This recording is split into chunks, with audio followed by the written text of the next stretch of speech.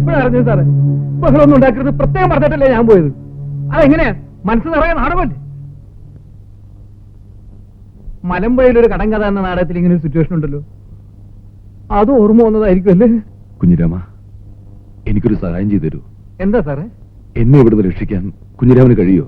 അത് വേണ്ട സാറേ, അത് നാടകലോകത്തിനൊരു തീരാ നഷ്ടമായിരിക്കും. ശരിക്കും അസുഖം മാറിയിട്ട് സാറ് പോയാൽ മതി. എനിക്ക് യാതൊരു അസുഖമില്ല കുഞ്ഞിരാമ, ഞാൻ ഭ്രാന്തനായിട്ട് അഭിനയിക്കുക.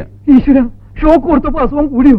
ഞാൻ പറയുന്നത് വിശ്വസിക്കും കുഞ്ഞിരാമ, ഞാൻ ആ പെൺകുട്ടിയെ രക്ഷപ്പെടുത്താൻ വേണ്ടി വന്നതാ. ഏത് കുട്ടിയെ? മുകളിൽ സ്ത്രീകളുടെ വാർഡിൽ 4-ാം നമ്പർ സെല്ലിൽ കിടക്കുന്ന യമുനെ. നല്ല കുട്ടിയാണല്ലേ. തലക്ക് സുഖമില്ലെങ്കിലും ആ കുട്ടിയെ കണ്ടപ്പോ മനസ്സ് നോർമലായല്ലേ. കുറ്റം പറഞ്ഞിട്ട് കാര്യമില്ല സാറ്, അത് നമ്മൾ കലാകാരന്മാർക്കുള്ള ഒരു വീക്ക്നെസ് ആണ്.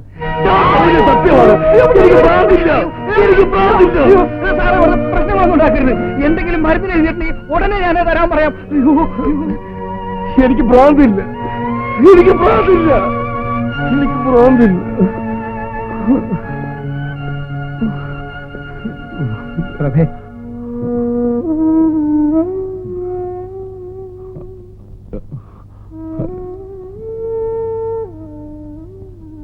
എല്ലാം ഞാൻ അറിഞ്ഞു.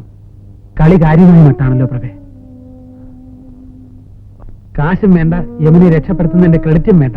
നമുക്ക് ഈ കളി ഇവിടെ വെച്ച് അവസാനിപ്പിക്കാം. അത് ശരിയാവില്ല പോൾ. കാര്യങ്ങളൊക്കെ നമ്മൾ ഇത്ര നീക്കിയ സ്ഥിതിക്ക്. എന്നാ പിന്നെ നിന്റെ ഇഷ്ടം പോലെ. ചില പുതിയ കർമ്മ പരിപാടികളുടെ ഐഡിയ എന്റെ മനസ്സിൽ വരുന്നുണ്ട്. ഓപ്പറേഷന്റെ 2ാം ഘട്ടം നമ്മൾ ആരംഭിക്കുന്നു. Okay okay okay.